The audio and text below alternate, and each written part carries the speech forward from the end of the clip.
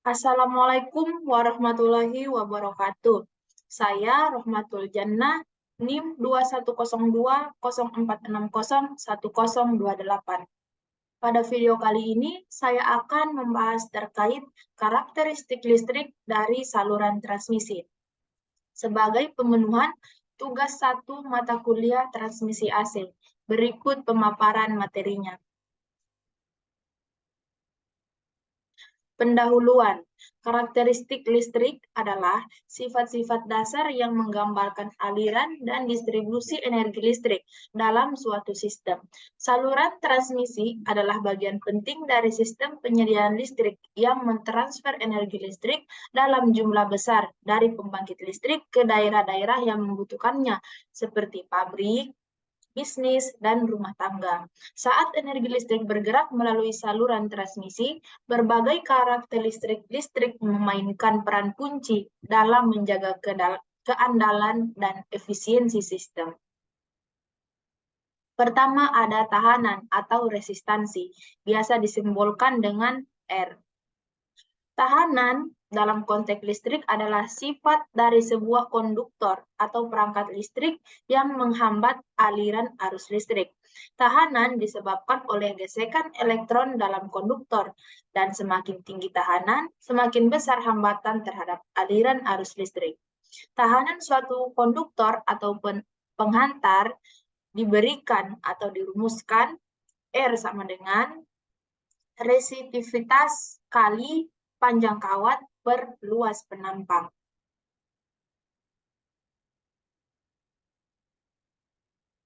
Karena pada umumnya kawat-kawat penghantar terdiri dari kawat pilin atau stranded konduktor, maka sebagai faktor koreksi untuk memperhitungkan pengaruh dari pilin tersebut, panjang kawat dikalikan 1,02 atau 2% faktor koreksi tahanan kawat berubah oleh temperatur dalam batas temperatur 100 Celcius sampai 1000 Celcius.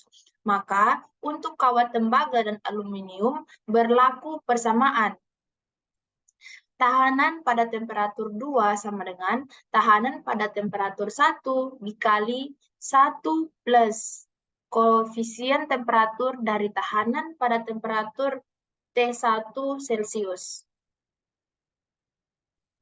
Nilai koefisien suhu juga tidak konstan dan tergantung dari suhu awal. Koefisien suhu itu pada suhu T1 adalah koefisien suhu resistansi pada 0 derajat Celcius sama dengan A0 per A plus A0 kali T1.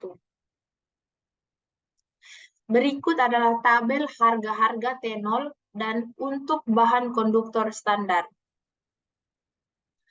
Tabel 2 ada resisitivitas dari bahan konduktor standar untuk berbagai temperatur. Kita bisa perhatikan tabelnya. Contoh soal. Tentukan tahanan DC dari ACSR 403 mm pada 25 derajat Celcius. ACSR ialah konduktor aluminium yang mempunyai inti besi yang gunanya untuk mempertinggi kekuatan tarik. Penampang konduktor tidak termasuk penampang baja, jadi hanya penampang A1 saja. Jadi untuk A1 konduktivitas 61%, maka tahanan DC-nya dapat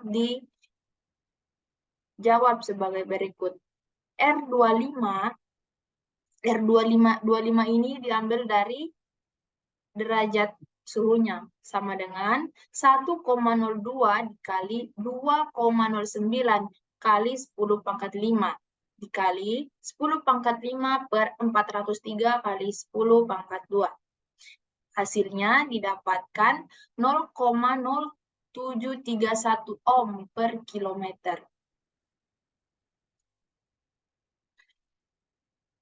Poin kedua ada induktansi, disimbolkan dengan L. Dalam penurunan rumus untuk induktansi dan reaktansi induktif dari suatu konduktor, biasanya diabaikan dua faktor, yaitu A. Efek kulit atau skin effect, B. Efek sekitar atau proximity effect. Efek kulit ialah gejala pada arus bolak-balik, bahwa kerapatan arus dalam penampang konduktor tersebut makin besar ke arah permukaan kawat. Tetapi, jika hanya meninjau frekuensi kerja, di Indonesia ada 50 Hz, maka pengaruh skin effect sangat kecil dan dapat diabaikan. Efek sekitar ialah pengaruh dari efek lain yang berada di samping kawat pertama atau kawat yang ditinjau, sehingga distribusi flux tidak simetris lagi.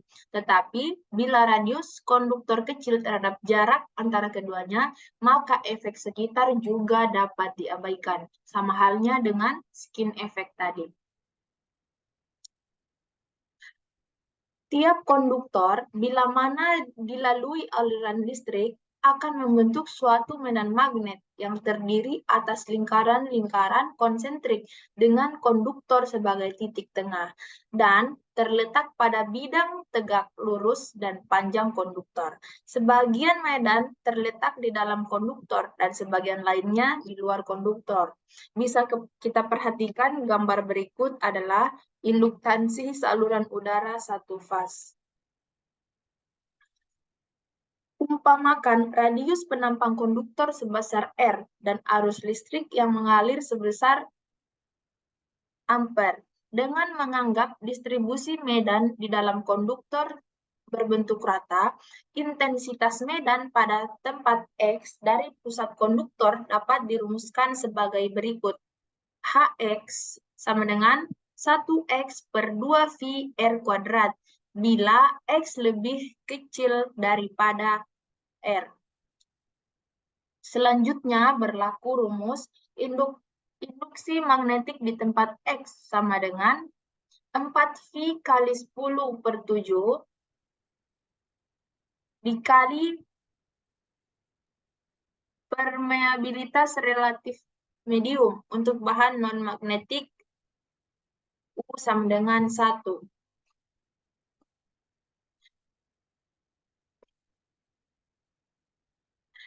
Dengan demikian, maka flux yang melewati dinding suatu tabung silindris dengan tebal dx dan panjang 1 meter menjadi theta x sama dengan bx kali I kali dx sama dengan U0x per 2V R kuadrat kali I kali dx. Flux ini mengait hanya dengan arus yang terletak di dalam lingkaran dengan radius X, yaitu dengan X kuadrat per R kuadrat kali I, sehingga kaitan flux sama dengan U0 kali X kali dx per 2V R kuadrat dikali X kuadrat per R kuadrat kali I. Kaitan flux seluruhnya dimulai dari pusat lingkaran hingga tepi konduktor, sehingga menjadi kaitan flux total sama dengan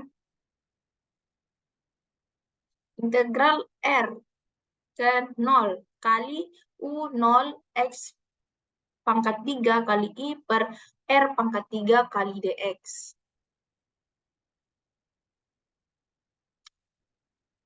Kini perlu diperhatikan flux luar, yaitu yang terletak di luar konduktor. Yang akan diperhatikan hanyalah flux yang terletak di antara kedua konduktor, karena selebihnya merupakan flux gabungan yang tidak berpengaruh pada induksi sendiri.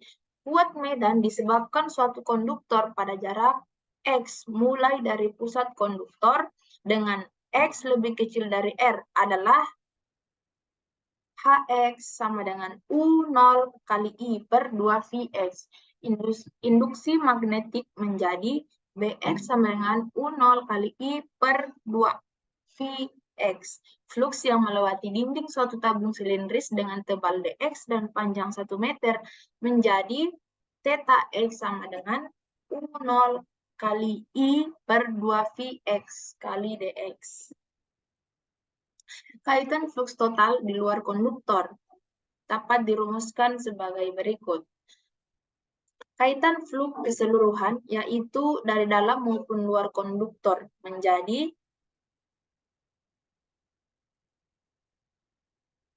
kita bisa lihat rumusnya. Kemudian dengan demikian, maka kaitan flux dari kedua konduktor menjadi theta sama dengan U0 kali I per 4V kali 1 tambah 4 E ln kali D per R per meter panjang.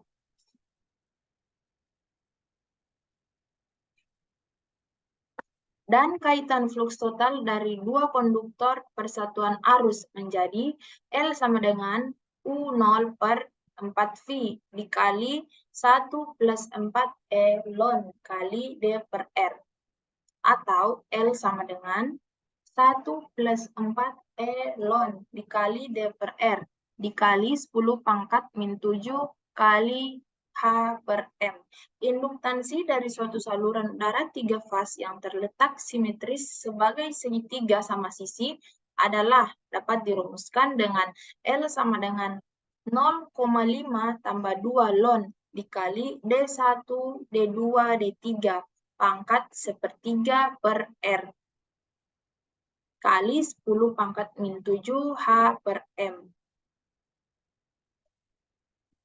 Berikut adalah gambar induktansi saluran udara 3 fase. Selanjutnya, kiranya jelas bahwa induktansi suatu saluran listrik tergantung dari yang pertama ada jarak antar konduktor, lebih besar jarak, lebih besar pula induktansi. Yang kedua ada radius konduktor, yaitu berkurang dengan bertambahnya radius. Yang ketiga ada panjang saluran, yaitu meningkat dengan panjang saluran itu. Contoh soal untuk poin induktansi. Sebuah kumparan memiliki 100 lilitan kawat. Jika arus listrik yang mengalir melalui kumparan tersebut ada 2 ampere, hitunglah induktansinya. Berikut pengerjaannya. L sama dengan V0 dikali N kuadrat kali A per I. Diketahui N-nya sama dengan 100 lilitan. A 0,01 meter kubik dari 1 cm kali 1 cm. I sama dengan 0,1. Ditanyakan berapa L-nya atau induktansinya. Nah, penyelesaiannya kita bisa lihat dan hasilnya yaitu 105,66 H. Poin ketiga ada kapasitansi dengan simbol C. Sebagaimana diketahui, dua konduktor terletak terpisah oleh suatu medium isolasi merupakan suatu kapasitor. Dalam hal saluran udara, maka dua konduktor merupakan dua plat sebuah kapasitor yang dipisah oleh udara. Kapasitansi ini terbagi rata sepanjang saluran udara dan dapat dianggap sebagai suatu deretan shunt sejumlah kapasitor sepanjang saluran. Bila mana pada saluran udara itu terpasang suatu tegangan bolak-balik, akan mengalir suatu arus kapasitansi I, sebagaimana terlihat pada gambar selanjutnya. T, sekalipun saluran udara diberi beban, arus itu dinamakan arus kapasitansi, dan besarnya tergantung dari tegangan, kapasitansi saluran, dan frekuensi. Besar arus muatan kapasitansi dapat dirumuskan sebagai berikut. Arus muatan kapasitansi sama dengan 2V kali C kali V. Berikut adalah gambar kapasitansi saluran transmisi. Misalnya, suatu saluran udara satu fase dengan dua konduktor yang masing-masing memiliki radius R sebagaimana terlihat pada gambar sebelumnya, jarak antara kedua konduktor dianggap jauh lebih besar dari radius, bila mana konduktor A memiliki muatan Q+ parameter panjang. Konduktor B memiliki muatan Ki negatif farad per meter panjang. Umpamakan pada titik P yang terletak sejauh X meter dari konduktor A. Intensitas medan pada titik P dikarenakan muatan Q plus pada konduktor A adalah yang mengarah kepada B. Dapat dirumuskan sebagai berikut. E XA sama dengan Q per 2V K0 kali D X. Intensitas medan pada titik P yang disebabkan muatan pada konduktor B adalah sebesar E dXB sama dengan Q per 2V K0 kali D kurang X. Resultan intensitas medan pada titik P dengan demikian dapat dirumuskan sebagai berikut. Berikut adalah gambar kapasitansi saluran udara satu fase. Perbedaan potensial antara dua konduktor adalah sama dengan kerja yang dilakukan dengan memindahkan muatan satu koulomb dari satu konduktor ke konduktor lain melawan gaya elektrostatik. Dengan demikian, maka perbedaan potensial antara konduktor A dan konduktor B dapat dirumuskan sebagai berikut.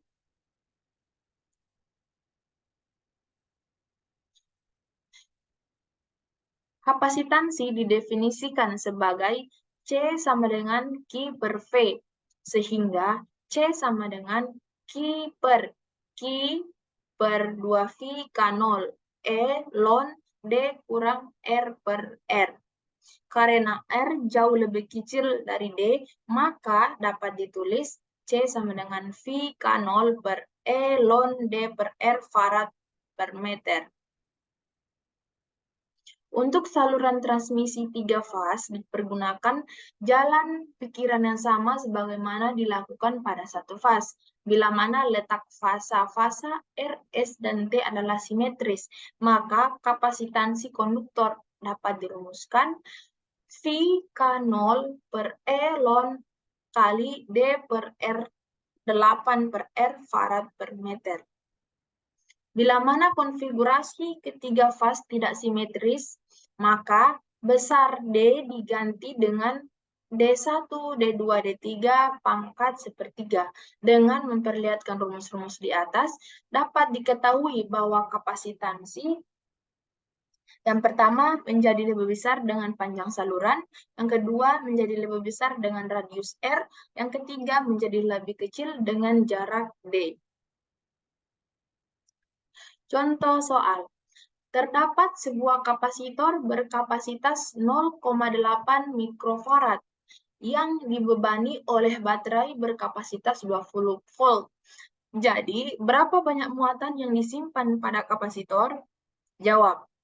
Pertama diketahui nilai kapasitor 0,8 farad atau 8 kali 10 pangkat min 7F. Tegangannya ada 20 volt. Ditanyakan berapa nilai kapasitor? Penyelesaian. C sama dengan Q per V, sehingga Q sama dengan C kali V. Nah, tinggal kita masukkan nilai C-nya ada 8 kali 10 pangkat min 7, dan dikali dengan tegangan ada 20 volt. Sehingga Q sama dengan 1,6 dikali 10 pangkat min 5. Sehingga didapat hasilnya 1,6 kali 10 pangkat min 5 coulomb. Kesimpulan. Tahanan atau resistansi, induktansi, dan kapasitansi adalah bagian penting dalam pemahaman tentang sifat-sifat listrik dalam rangkaian listrik. Ketiga ini memainkan peran kunci dalam pengaturan dan perilaku aliran arus listrik, serta menyediakan alat untuk mengubah dan mengendalikan energi dalam bentuk berbeda. Pemahaman tentang tahanan, induktansi, dan kapasitansi sangat penting dalam desain, analisis, dan pemeliharaan sirkuit elektronik dan listrik.